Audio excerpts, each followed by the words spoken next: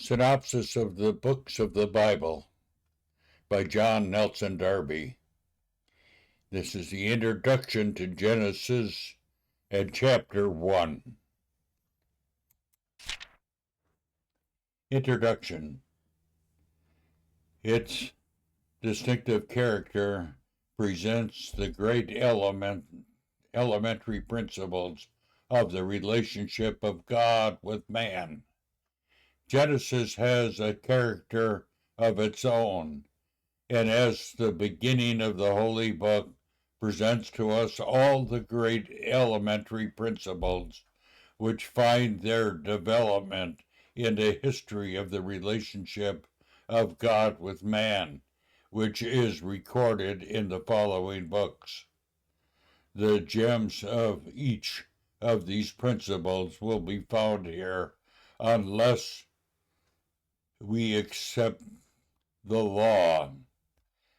There was, however, a lawgiver to Adam in the innocence, and Hagar, we know, prefigures the last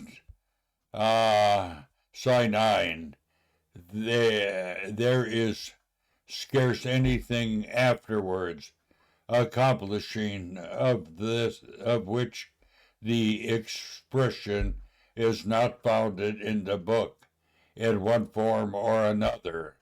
There is found also in it, through the sad history of man, the fall be there of freshness in the relationship of man with God, which is scarcely met with afterwards in man's customary to abuse it and to live in a society full of itself. But whether it be the creation of man or the fall, sin, the power of Satan, the promise, the call of God, the judgment of the world, redemption, the covenants, and the separation of the people of God, these conditions are stranger on the earth.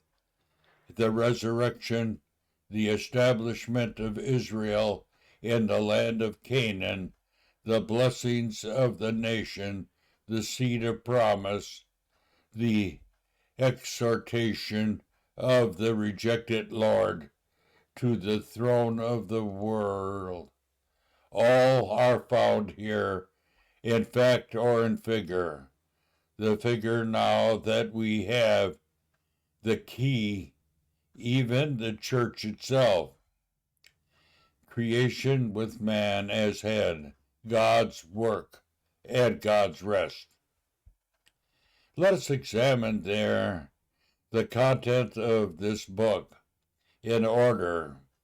First, we have the creation in which man is found placed on earth as the center and head. We have first the work of God and then the rest of God. At the close of his work, rest from the labor without presenting the idea that any one particular in it. God himself rested from his work. Man comes in to take his place.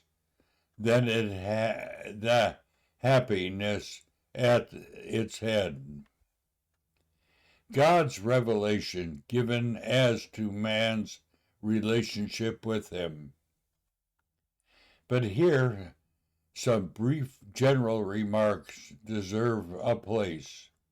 The revelation of God is not a history by him of all that he had done, but what has been done to man for his profit. The truth as it what he had to say to. The object is the communicated to man all it regards his own relationship with God. In connection with the second Adam, he will know as he is known.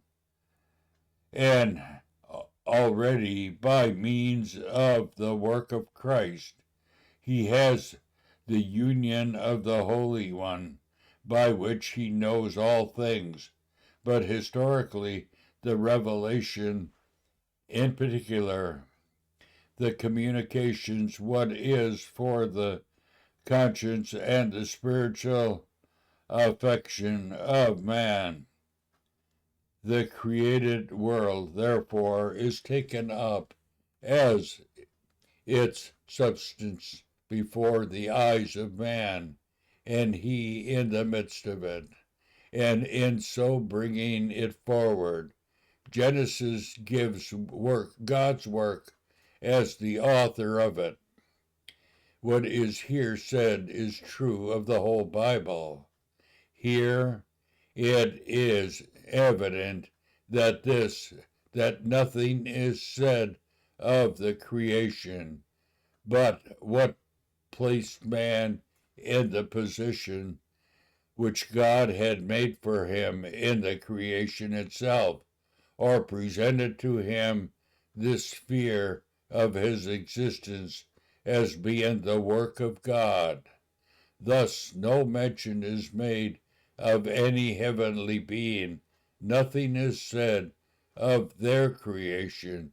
We find them as soon as they are in relationship with man, although afterwards, as a truth, it is fully recognized, of course, that they are so created. God as creator of the material universe. Thus also, as regards to the earth, except the fact of its creation, nothing is said of it beyond what relates to the present form of it. The fact is stated that God created all things. All man sees, all the material universe. In the beginning, God created the heavens and the earth. What may have taken place between the time and the moment when the earth, for its only is then spoken of, without form and void, and left in entire obscurity. Darkness was then upon the face of the deep, but the darkness is only spoken of as resting on the face of the deep. Now out of chaos and darkness the earth prepared and furnished. From out of the state of chaos and darkness in which the earth then lie, God brought it, first introducing light into it by his word, and then forming seas and dry land, and furnishing it with the plants and living creatures in this earth, thus preparing and furnishing man, made after the image of God, is placed as Lord of all that was in it. Its fruit are given him for food. And God rested from his work, and distinguished with his blessing the day which he saw his labors closed. Man enjoys the fruit of God's work rather than entering into the rest, for in nothing had he taken part in the work. Light and order out of darkness and confusion. The first 4 days God brings light and order out of darkness and confusion. Light the first day, the expanse as the scene of heavenly power over the earth, and second day, then he divides what was formed and orderly on the one hand from the moving power, but shapeless masses of water on the other, and the ornamental and orderly inhabitant scene with beauty and fruitfulness on the third. The symbol of direct power were set visibly in the place of the fourth. The preparation creation, proof of God's life-giving power. The scene of man's display and dominion was formed, but man was not yet there. But before he formed man, God created living energies of every kind in the sea and the earth and air, which institute with life should propagate and multiply and prove of God's life-giving power, that to matter he could communicate living energy, and thus not only a scene was formed, whence his purpose in man should be displayed, but the existence which man should rule so as to display his energies and his right according to the will of God, and as holding his place as vicegerent over the earth, apart to distinct from all, the center of all, the rule of all, the interest in them as his, living in his own sphere of blessedness according to his nature, and as to others, ordering all in blessings and subjection in the midst of all that prepared creation and the word. Man is set. Man formed a living soul in immediate connection with God. But this was not all. He was not to spring out of matter by the mere will of God as the beast by that power which call things that are not as though they were, and they are. God formed man out of the dust, and when formed, breathed into himself, into his nostrils, the breath of life, and thus man became a living soul in immediate connection with God himself. As the apostle states elsewhere, we also are his offspring. It is not said, let the earth bring forth, but let us make. And he made man in his likeness, created him indeed to multiply as the other living creatures, but gave him dominion over them, and made him the center and head of God's creation on the earth. The seed of the fruitful earth were given to him, the green herbs and the increase of the beasts. Death and violence were not yet. See note. Note. Nothing can be more marked than the distinction of man, of that being in whom the purpose of God also were to be fulfilled. His delight were with the sons of men, his good pleasure, not merely good will towards man, proved by his blessed Son becoming a man.